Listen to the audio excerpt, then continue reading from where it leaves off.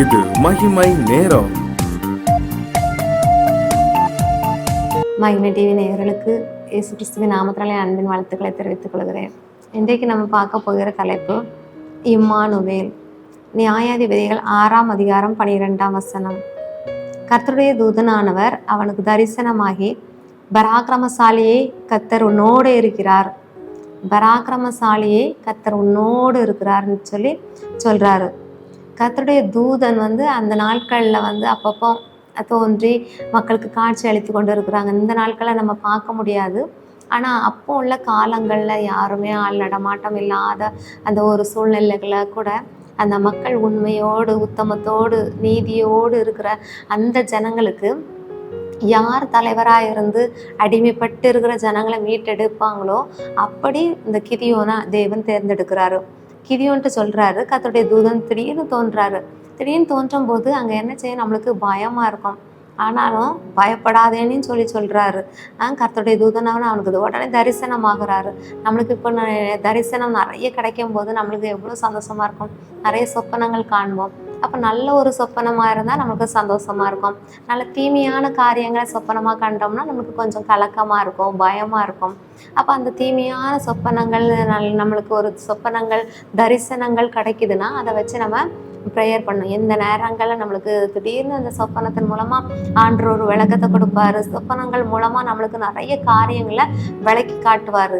அப்போ அந்த காரியங்கள் இருக்கும்போது திடீர்னு நம்மளுக்கு கலக்கம் வரும், முழிப்பு வரும். அந்த நேரத்தில் நீங்கள் என்ன செய்யணும்? கலங்கக்கூடாது.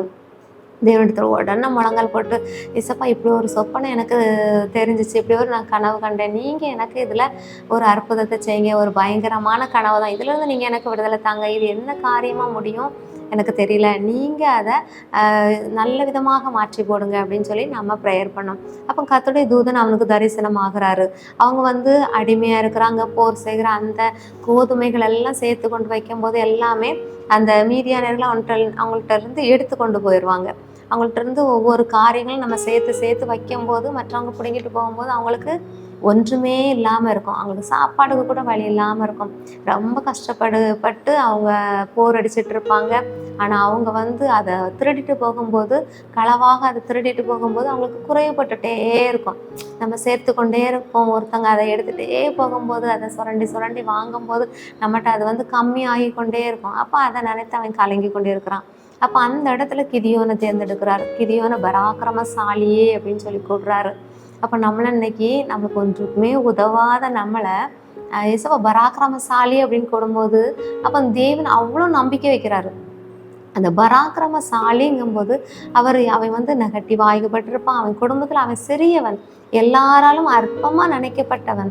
ஆனால் அந்த அற்பமாக நினைக்கப்பட்ட மனுஷரால் அற்பமான நினைக்கப்பட்ட அவனை ஆண்டு பராக்கிரமசாலின்னு சொல்கிறாரு. அப்போ இன்னைக்கு கூட நீங்கள் உங்கள் குடும்பத்தால் ஒதுக்கப்பட்டு கைவிடப்பட்டு உங்களை நம்பியிருக்கவே மாட்டாங்க. இந்த காரியத்துக்கு நீர் பாத்திரவான் என்று சொல்லி உங்கள் குடும்பத்தார் நம்பாத ஒரு சூழலில் நீங்கள் இருந்திருக்கலாம். எவ்வளோதான் நம்ம எவ்வளோ அந்த குடும்பத்துக்காக பாடுபட்டு கொடுத்தாலும் அவங்க உங்களை கொண்டு நம்பிக்கை இல்லாதபடி இருக்கும். ஆனால் தேவன் கிதியோன் மேலே நம்பிக்கை வைக்கிறார். இன்னைக்கு உங்கள் மேலே நம்பிக்கை வைக்கிறார். பராக்கிரமசாலியே, உங்களாலாம் எல்லாம் முடியும், உன்னால் எல்லாம் செய்ய முடியும், நான் உன்னோடு கூட இருக்கும்போது நீ பராக்கிரமசாலியாக இருந்து எல்லாம் செய்ய முடியும். அப்போ பராக்கிரமசாலியே அப்படின்னு சொல்லும்போது அவனுக்கு ஒரு புது உற்சாகம் வரும். யாராவது நம்மகிட்ட நெகட்டிவாக பேசாமல் பாசிட்டிவாக பேசும்போது உன்னால் எல்லாம் செய்ய முடியும், உன்னால் எல்லாம் கொடுக்க முடியும், நீ இந்த காரியங்களை முன்னோக்கி செல்லு, நான் உனக்கு துணை நிற்பேன்னு சொல்லும்போது நம்மளுக்கு எவ்வளோ எனர்ஜியாக இருக்கும், எவ்வளோ இதாக இருக்கும். இப்போ அப்படிப்பட்ட ஒரு சூழ்நிலைகளில் ஆறுதலான வார்த்தைகள் கிடைக்காம எத்தனையோ பேர்கள் மறைக்கிறாங்க. எத்தனையோ பேர்கள் கஷ்டப்பட்ட ஒரு சூழ்நிலைகளை மனதளவில் அவங்க பாதிக்கப்பட்ட ஒரு சூழ்நிலையில் இருக்கிறாங்க. அப்படி இல்லாதபடி நம்ம மற்றவங்களுக்கு நம்பிக்கையாக இருக்கமா, நம்பிக்கையை கொடுக்குற மக்களாக இருக்கமா, நம்பிக்கையோடு பேசுகிறோமா இல்லை. அப்போ நம்ம நம்பிக்கையோடு பேசும்போது நம்மளுக்கும் அது ஆசீர்வாதம், மற்றவங்களுக்கும் அது ஆசீர்வாதம். சோர்ந்து போய் இருக்கிற அந்த மனசை நம்ம ஒரு பலசாலியாக நம்பிக்கையோடு அவங்களுக்கு நல்ல பலனை கொடுக்கும்போது அவங்க இருதயத்தில் நல்ல சந்தோஷம் வரும், நல்ல பலன் வரும், உடம்புல நல்ல ஒரு ஸ்ட்ரென்த் வரும். அப்போ அப்படி வரும்போது அவங்க அந்த காரியங்களை முன்னோக்கி செய்ய முடியும். அதே போல தான் அந்த கிதியோனை தேவன் அழைக்கிறார், பராக்கிரமசாலியே கர்த்தர் உன்னோடு இருக்கிறார், அவனோடு இருக்கிறார். அவனோடு இருக்கிறதுனால தான் அவன் அவ்வளோ பெரிய காரியங்களை செய்கிறான். அந்த போரை எப்படி நடத்தணும், எத்தனை பேரை கொண்டு ஆண்டு அப்படி ஆலோசனை கொடுக்குறாரு. அவன் நம்பி அவன் நிறைய சோதிக்கிறான் தேவனை, தேவதூதனை. ஆனாலும் தேவன் என்ன சொல்றார், கர்த்தர் உன்னோடு இருக்கிறார், உன்னோட இருந்து நான் எல்லா காரியங்களையும் சரி செய்வேன்னு சொல்லி. அப்போ அந்த காரியங்களை நான் எளியவன், நான் சிறியவன் அவ்வளோக்கும் சொல்லி பார்க்குறான். இருந்தாலும் கர்த்தர் உன்னோடு இருக்கிறார். கர்த்தர் உன்னோடு இருக்கும்போது நீ ஏன் கலங்கணும், நீ ஏன் எளியவன் நினைக்கணும், நீ ஏன் சிறுமைப்பட்டவள் என்று சொல்லி நினைக்கணும். தேவன் உங்களோடு இருக்கும்போது பெரிய காரியத்தை செய்ய முடியும், பெரிய அற்புதத்தை செய்ய முடியும். இந்த கலக்கங்கள் வரும்போது, பயங்கள் வரும்போது அந்த காரியங்களை எப்படி செய்ய முடியும்னு சொல்லி கலங்கி இருக்கும்போது தேவன் என்னோடு இருக்கிறார், கர்த்தர் என்னோடு இருக்கிறா. நீங்கள் சொல்லுங்கள், கர்த்தர் என்னோடு இருக்கிறா. கர்த்தர் என்னோடு இருக்கும்போது இந்த காரியங்களில் கூட லகுவாக செய்து முடிச்சிடலாம். ஒரு பெரிய காரியம்தான், எல்லாவற்றையும் செய்து முடிக்கலாம். ஏன்னா கர்த்தர் உங்களோடு இருக்கிறார். அவன் இந்த போர் அடிக்கும்போது, அந்த போர் செய்யும்போது அத்தனை பேரை காட்டுறாங்க. நிறைய பேர் போடுறாங்க, 1000 பேரை அவன் செலக்ட் பண்ணுறான். அதுக்கப்புறமா தேவன் என்ன சொல்கிறாரு, தண்ணி போகுது, அந்த நதியில் குடிக்கும்போது எப்படி நீ செலக்ட் பண்ணணும்னு சொல்லி அந்த ஆலோசனையெல்லாம் கொடுக்குறாரு. அப்போ அந்த பெரியவங்க உங்களுக்கு சொல்கிற ஆலோசனையை கேளுங்க. யார் நல்லது சொல்கிறாங்களோ அந்த ஆலோசனைகளை கேட்டு நீங்கள் செய்யும்போது பெரிய காரியத்தை ஆண்டு செய்வார். அவன் 300 பேரை கொண்டு அந்த போரை புரிந்தான். 300 பேர் தான் போனாங்க. போய் அந்த போரை ஜெயமாக வெற்றி பெற்றான். எப்படின்னா தேவன் சொல்றதுக்கு அவன் கீழ்ப்படிந்தான். தேவன் என்னோடு இருக்கிறான்னு சொல்லி முதல்ல நம்பினான். நான் பராக்கிரமசாலி தான், கர்த்தர் என்னோடு தான் இருக்கிறாரு அப்படின்னு சொல்லி தேவனுடைய பலனை கொண்டு அவன் செஞ்சதுனால அந்த போரை வெற்றியாக ஜெயமாக அவனால் மாற்ற முடிஞ்சிச்சு.